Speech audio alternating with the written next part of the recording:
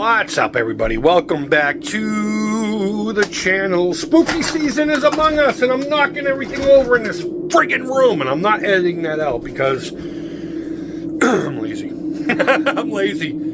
I like blow molds. I don't know which way to point. I'll just look at it. I got that at a thrift store for $8. It's one of my favorite things on the planet. I got this bad guy, this bad Larry. This is you'd walk around and put your treats in there. I remember these when they were out. I thought they were stupid then. So amazing now. But yeah, no, I love my blow molds. And I just like to say the word blow mold. I got some vintage pumpkins up here. This guy's a blow mold, but we're here to talk about this guy right here. Let me get this thing set up.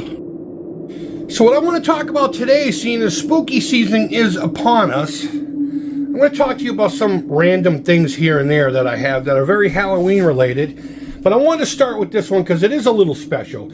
These are rare, but they're not expensive by any stretch of the imagination. I purchased this about 2 or 3 years ago from, it was an Instagram page called Vintage Halloween Store. A really rad cat from, I believe it's in Arizona. And him and I have done a number of deals. I've purchased plenty of things from him over the years. Nothing recently because I just haven't had the cash. But this is one of the items I got from him. And I can't remember how much it cost. I want to say it was around $45. I looked it up so I can have the accurate information. And the last time he did sell one, he was selling one for $65. And it's been a while since he's either posted one or he's had one. I don't know which one's which. So to give you an idea what we got going on here. This is and this is coming from his post.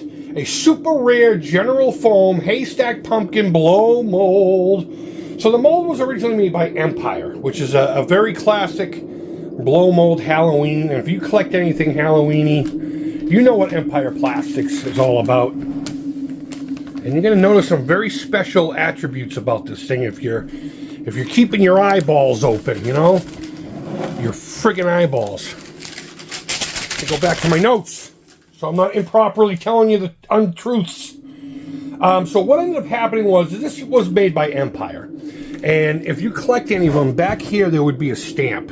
See that flat spot there? There's nothing there. The reason it's so messy is because they block off. All right. So long story short, this was originally from Empire Plastics, and then somewhere in I don't know when. Empire Plastics went out of business and General Foam took all their molds. But then they had to, they had to block off the branding and the maker stamp because they are not Empire. And this would have actually said Empire 1969, I believe. I'll try to find an image and put it up. And if I don't, well, just trust me. Just believe me because, no one needs to actually do research these days, right? You just believe what you want to believe, and hopefully the ass in front of you also believes that. I don't know. But long story short, General Foam bought out all of Empire Plastics molds and stuff and was producing them. And that's where you get the ones without the stamps. And everyone's like, oh my God, I can't date it because there's no stamp on it. Well, that's why. If you ever have any of these that some do and some don't have the maker mark. So sometime around the early 2000s, General Foam went out of business. So they had like this big liquidation sale. A big liquidation sale. And they had a whole bunch of these apparently. And what this is an unprocessed unit, I suppose you could call it. No paint. It would have had some black striping in here, of course, in the eyes and stuff. And then the hat itself would have been colored black. More importantly, that was never cut out. And I don't know if you can still see it, but the flashing was never cleaned up. The bottom was cut, and I don't know if that was done by them or if it was done by the guy I bought it from. I do know that the mold would only have a small little hole here until they cut this out. I don't know if you understand how blow molding works. I just like saying blow molding. I don't know why. Maybe I'm just a friggin' pervert. But it's a big metal box that has the shape on the inside, and they take some flappy plastic that's in a tube shape, right? And they drop it in there, and then a hose in the middle blows air and forces the plastic into the mold, and it cools the plastic at the same time, and then it pulls out. So you end up with this little Well, I went to go see if I could find an example of it here in my home, but you'd have like a little nipple, a little whole nipple. But regardless, that's it. That's it. This was originally made by Empire Plastics. I don't know if they were actually called that. That's what we called them. It would literally just say Empire on it.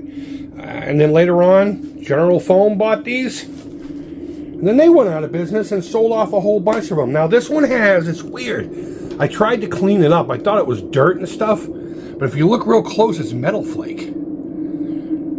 So something, this must have been a reject actually. I'm wondering if this was a second and they just never processed it and that's why it's stuck around in the factory. But I'm sure some of their plastic toys or whatever you want to call it, their decorations had this incorporated in it.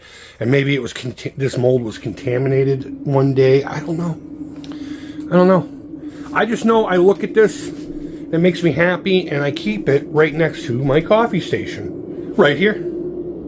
But overall, I mean, I don't have a lot of Halloween pieces. Too many vintage ones. I mean, I do have a handful of blow mold flashlights. And maybe we'll go over that next. I'll have to find them in whatever box over here I put it in.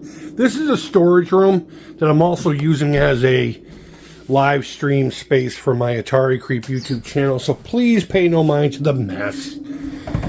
But yeah, I just wanted to start spooky season off by showing you my favorite piece. And I don't plan on cleaning it up. I don't plan on painting it. I don't plan on doing anything. This is really cool. Maybe that would be, no, that's just more of a dent. That's not a blow nipple.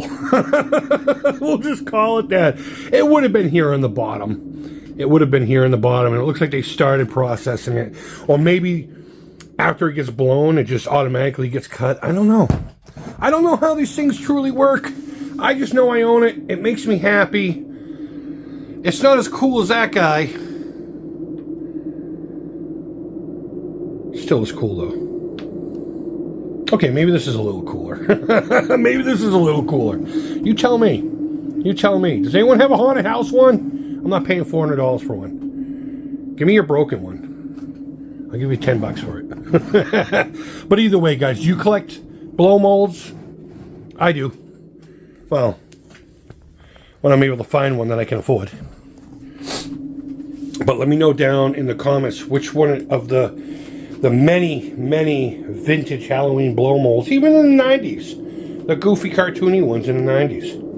The Frankenstein, the big ghost, the 3-foot ghost. But yeah, there you go. Let me know what you think. Do you have one of these? Go visit that dude. Go visit Vintage Halloween Shop. Go to Instagram, just search him. I'll try to put the link down below, but you know me. I'm not very bright when it comes to these things, and I tend to forget them. So guys, I really appreciate you checking this thing out with me.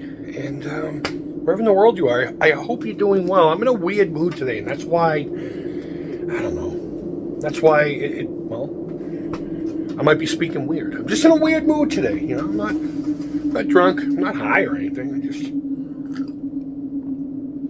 excited for the spooky season. Guys, thank you so much for watching. Go ahead and leave your feedback. Thumbs up, thumbs down. It's all positive to me, regardless. And subscribe if you want. I mean, it's an option. You don't have to. I appreciate 600. Wow. I'm up to 600 now.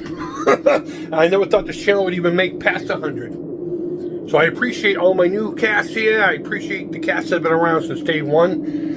And I get some more really cool Halloween stuff coming for you. And we're going to be going to Screamfest at Canterbury Lake Park. So if I grow the balls to actually make video around people in the public, I will absolutely document that. Maybe not so much the haunts themselves. I'm not really into that. I'd rather you enjoy them.